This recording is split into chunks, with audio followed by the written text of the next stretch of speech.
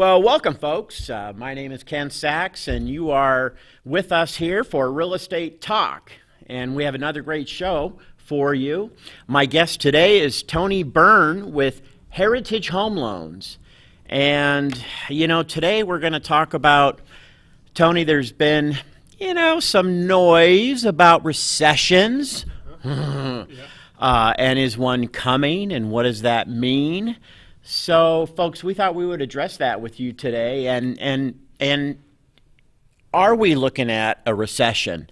And again, what that means, what it means to the market, what it means to you, our viewer. So first, Tony, why don't you just give us a brief introduction about yourself? Hey, I'm Tony from Heritage Home Loans. Offices up on Garland. Been doing this for about 6 years, and just love the way I can affect a family through real estate, and fired up to be here. Good. Well, we'll get into it. So I guess we'll start with our first question. What's a recession? Well, technically, it's two consecutive quarters of negative gross domestic product, or GDP. And I don't understand anything you just said. And I don't necessarily understand that either. But at the same time, that's the official item for it. Basically, It means the economy slows down at the end of the day. Okay. The crazy thing is because it looks in arrears, so we may not know, we could be in one right now and not know it. Right. I was reading this article the other day that basically in the 2008 housing bubble, the Fed still didn't think we were in a recession in the middle of the housing bubble. Oh, interesting. Or 35% of that Fed board didn't think so. So you're saying they're out of touch? Yeah. So you may not, at the end of the day, we could be in one now. You don't know you're in one when you're actually in one, because it looks back on those quarters of gross domestic product. And then you think, I think we were just in a recession, because you don't realize it when you're in it, like you said. Yeah. Okay, so we have an idea now what a recession is. Are we going into a recession, or what's happening right now in our market? At some point we are, because that's the way the economic cycle works, right? That's how you expand, contract, those kind of things. Sure, eventually we will. Yeah. People ask me about the market, and I do the roller coaster. Here's the market. Right. So yes, we are. Is it in our near future, or what do you think? Indicators are starting to say so. Yeah, one of the big indicators is the yield curve, and when that gets inverted, and that happened a couple times over the last couple months. Okay, yield curve. I'm listening to this show, and I hear you talk about a yield curve, and I'm thinking, okay, what's a yield curve?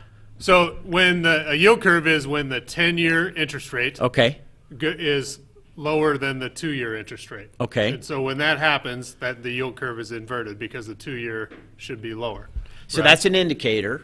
Okay. And that happened over the past couple months.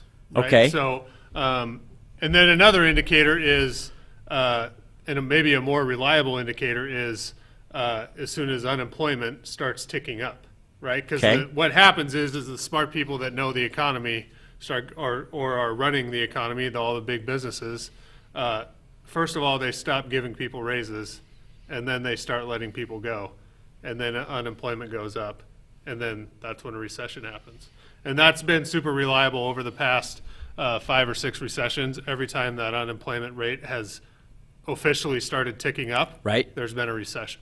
Now, we haven't seen that yet. I was going to ask you that. But we are at near record lows for unemployment. So at some point, how much lower can it go before it starts ticking up? So all of this is starting to make people go, hey, this is coming sooner than later. Sure. So this is interesting. So we have basically a checklist of indicators, and we've already checked 2 of them off. Are there any other indicators that might be predicting this? There's the kind of the manufacturing data, those kind of things. Yeah. Consumer confidence is one. And those are all showing signs of being good, right? There's a lot of things that are still good. And I think that's kind of the confusing thing. In my mind, the trade war is creating a lot of this, are we, aren't we? And it seems like every day you open up a newspaper or read an article online, you're getting something you're getting a different story. And the other thing we're looking at is we're heading into an election cycle where there's clearly one side of the aisle that wants a recession because that's going to help them get elected, and one side of the aisle that says there's no way there's a recession coming because we're here. Right. So I think that's only going to get worse, right? The rhetoric in the news, are we, aren't we? But at the end of the day, let's look at the yield curve, which inverted a couple months ago. Does that happen again? Because now we're in good shape on there. And then does unemployment actually start ticking up? And does consumer confidence go down? And then we're probably closer to a recession than we think. Oh, that's interesting. And when I hear you talk about consumer confidence, I think of the real estate market, and I think of all these. We've seen a lot of price reductions, and so I wonder. I mean, in my mind, being in real estate every day, these are price reductions because of sellers' overconfidence in the market, because we've come out of a pretty good market here, where we're seeing good appreciation numbers, and you'll probably touch on that a little bit later. But where these sellers are overconfident, thinking I can put any price tag on my house and I will get it, and that's not the case. And now we're seeing price reductions, and we're posting, these riders on the signs that are in the front yards, and so people are driving by seeing multiple signs that say price reduction. I wonder if that would impact the consumer, like, oh my gosh, we're going into a recession because prices are falling, not thinking, well, the sellers are overconfident and it was overpriced to begin with. They're interpreting it as the market is shifting. I'm just like almost an artificial I think you're perception. Right, and I think these sellers, like, well, I should be able to get this house sold in 3 days. This house sold in 2 hours. Right. With multiple offers for more. So I want this for my to sell my home for this. And then I think the other thing you run into is because there's low inventory and because realtors need to feed their families, they're taking a listing for whatever price they can get a listing at, and they'll just say, hey, seller, yeah, whatever you want to sell your home for.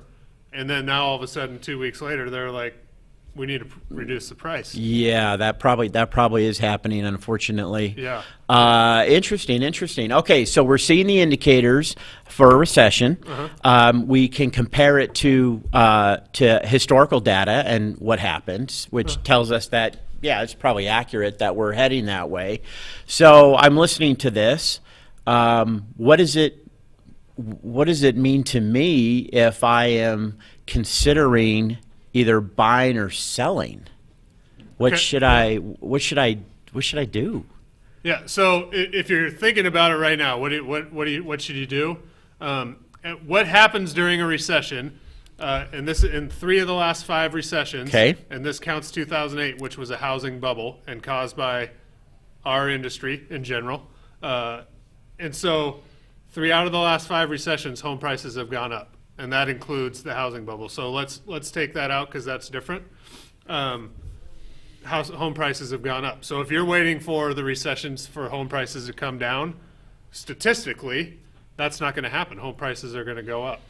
Okay. Why does that happen? Well, rates go down during a recession, and every recession rates have gone down. Some of them, they go down, let's say 3/4 of a point. Some of them, in like 1982, they went from 18% to 13%. Now, we're not going to get 5% down now, but rates typically go down. So there's some competition in the market, and home prices go up. So at the end of the day, it's kind of a wash. So there's really no sense in waiting. You're losing out on equity and those kind of things. And all of a sudden, there may be some competition. Okay. At that time. Okay, that makes sense. So I'm a buyer. May not make a lot of sense to wait. You explained why. So if I'm a seller, would it make sense? Any direction on selling now, or maybe waiting, or what's better for me? I think the big thing in that situation is the problem now is, can a seller find a house once they sell their home? Can they find a house they're going to buy? Most sellers become buyers. Right, and so in my mind, if you have thoughts of selling, I would maybe think about it and have my house on the market with the intent that I'm trying to find a house, because that's going to be the challenge, is not necessarily selling your home, because there's still going to be, the inventory goes from 1 month to 3 months. We're still in a seller's market. Correct. Right? Correct. So I don't necessarily know that changes. I think at the end of the day, if you have thoughts of selling now, it's probably worth. There's no sense in waiting. We're going to be in about the same market. Sure.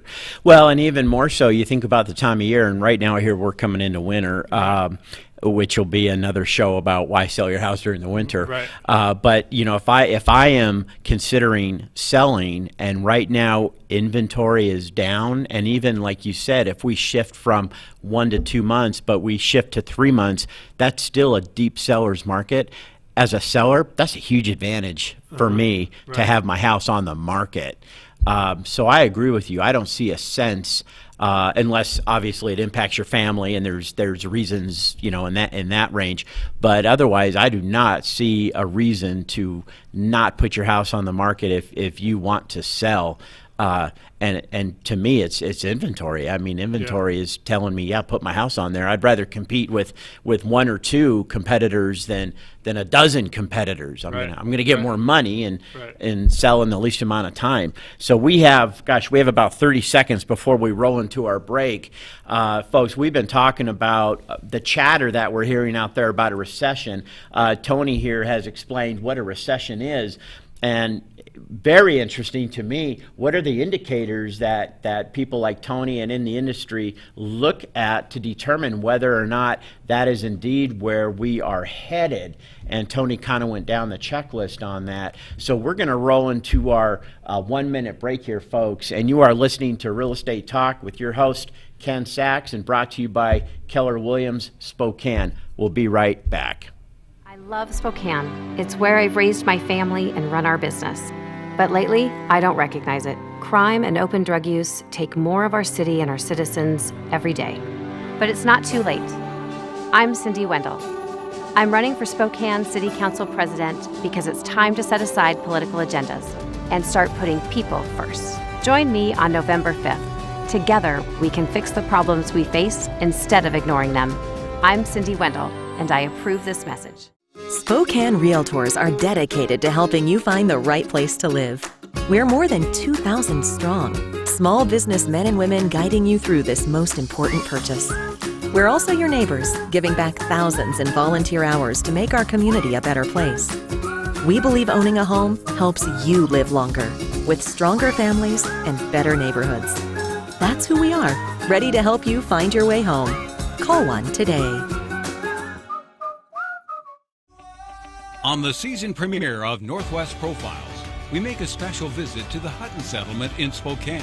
It opened as an alternative to an orphanage in 1919, built by an orphan who struck it rich in Idaho's Silver Valley. Turns out it wasn't in a mine, but at the end of this road where Levi Hutton found the treasure of his life. While it may look like a magical campus, the life-changing things that happen here are real. Northwest Profiles, coming soon on KSBS. My name is Brandy Peets, running for re-election to the Spokane Valley City Council. I'm committed to our Spokane Valley, and I stand strong for public safety, good roads, and government transparency. I would be honored to have your vote.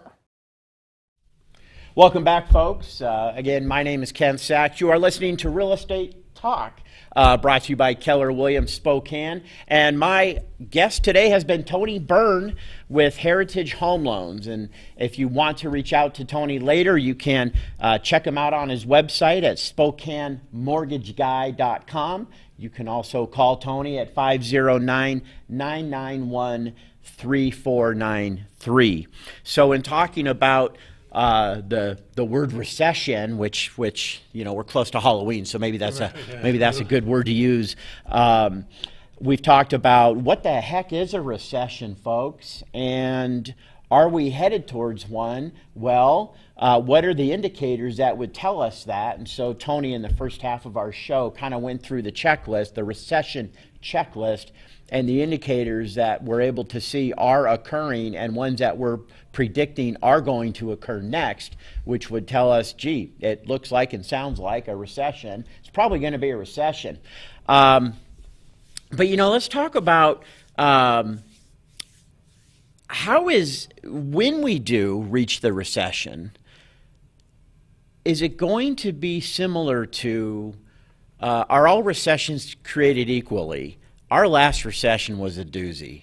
Right. And I think a lot of folks, maybe depending on age and life experience, might think recession, and they only have this last one to compare to, which again was a doozy. Right.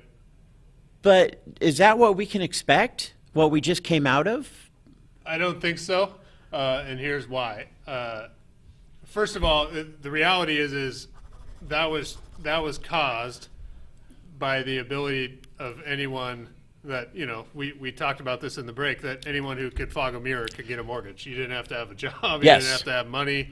You didn't have to have credit. You didn't have to have anything. I make $1 million a year. Don't ask me to verify that. And let's buy this house. Yeah, and let's buy 5 more while we're at it, right? Right. So, and as you and I know, and anybody that's bought a home recently, that's gotten a mortgage recently, that is, you have to verify if you went to the bathroom yesterday, Lessons were learned, in other words. Yeah. So, with that being said, I don't necessarily think that's the first thing that kind of says no.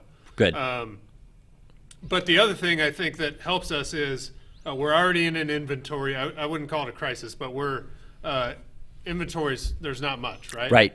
And in 2008, birth rates 33 years later lead to house formations, right? And in 2008, there was a ton of inventory, and those household formations were down because 33 years prior to that, there were less kids born. Okay. We're heading into the opposite. We're already in a low inventory market, and then over the next 2 years, millennials will be at their peak home buying years, 33 and 34 years old. And so we're heading into this time where there's going to be a lot of people entering the market and not a lot of inventory. So right? demand. Demand is going to be high. So that equals to just more demand because we have home buyers now, we have people maturing into that home buyer pool where now they're going to be looking to buy. So that just adds to the demand. Right. And then whether or not supply can keep up with that demand, I guess that's to be discovered. Right. So, okay, so I don't know if I'm gonna put you on the spot or not, but so we've talked about a recession and are we headed towards one? And we're seeing the checklist getting checked as far as yep. This is all leading towards a recession. When? I would say, not me. I'm gonna okay, not Tony. Accept this question. All the research I've seen says there's a 35% chance, or 35% of economists and those kind of people believe that it's going to happen in 2020. Now, again, we talked about the election. There's going to be a lot of people that are going to do everything they can to avoid that happening until after November, right? Right. So the Fed they can reduce rates and they can do some things to manipulate that. The bottom line is one is coming probably most likely in the next couple of years. Okay. And I don't think it's going to go back to that last question, I don't think it's going to be as bad.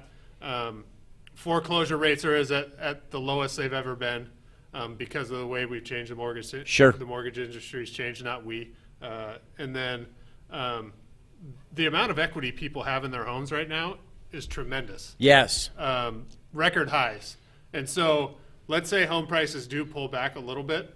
Chances are they're not pulling back to negative. The only market in America right now is on the other side of the mountains over there in Seattle. Sure.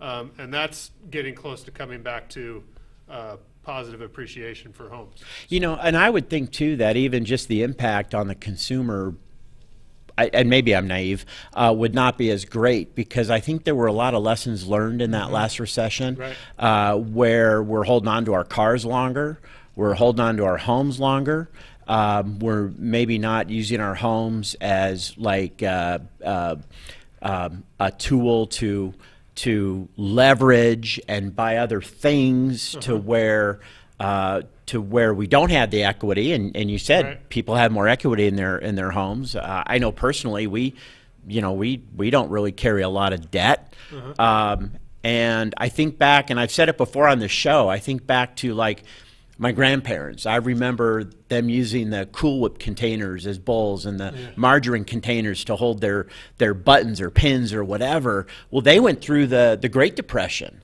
and those were lessons they learned. And I see a lot of people like me having learned similar lessons, not to the extent of the Great Depression, but similar lessons to where, we're not just going out and spending like it's going out of style. The ones I worry about are the ones who were too young to remember that recession. And this is a constant battle with even my kids, because they don't have any memory of that, and they're in that trying to compete with their friends, and I'm always trying to pull them back and say, you need to be satisfied with this and that. So I think that there's going to be a lot of people who are not going to be impacted like they were with our last recession because of the lessons they learned. And people will say, I mean, one of my favorite books, The Millionaire Next Door, have 9 months of funds where you can live 9 months without any income coming in. So I would like to think, and like I said, hopefully I'm not being naive, that we've learned a lot of lessons where it's not going to be just doom and gloom for us with this next shift. I'll call it a shift. Maybe that's a softer word. But I don't know. I mean, can you relate to anything I'm saying? Well, I think that, the reality is again, going back to like equity, foreclosure rates are down, those kind of things. It feels like just whether it's the consumer has been set up better, or the system has been set up better for the consumer.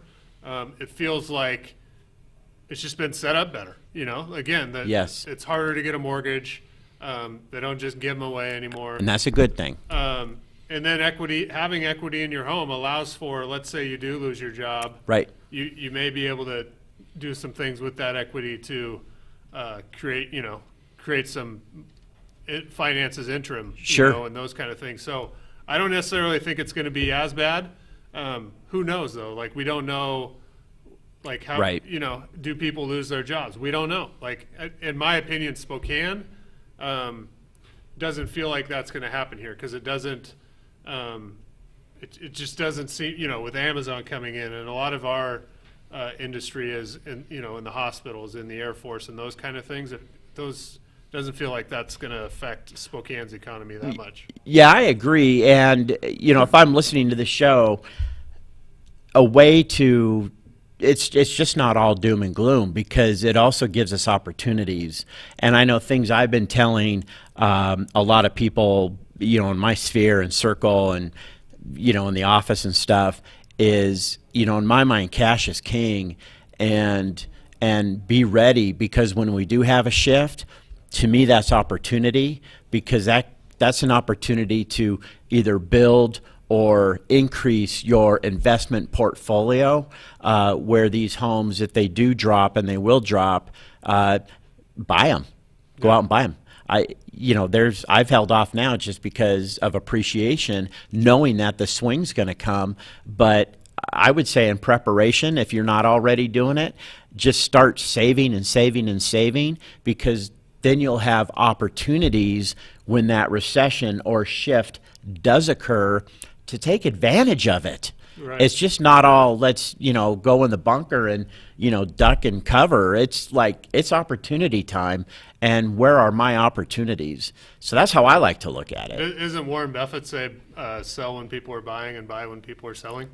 Right. Yeah, so I think you kind of look at that, and then just think about, let's say you were one of the people who bought a home the day before before 2008. Right. And you held that home today. You're doing all right. Good. You're Good. doing good in terms of equity. You've made a lot of money. If you were to sell that home today, you've made a lot of money on that house. That's a great note to end on. And as we're on our about 30 seconds left, I think we'll leave it at that. So my guest today has been Tony Byrne with Spokane. I'm sorry, I was looking at your website with Heritage Home Loans, whose website is SpokaneMortgageGuy.com. So check out SpokaneMortgageGuy.com and see what Tony has to say. This is everything you've wanted to know about shifts, recessions, what to do with that information. Folks, thank you for joining us on Real Estate Talks. I'm your host, Ken Sax, and we will see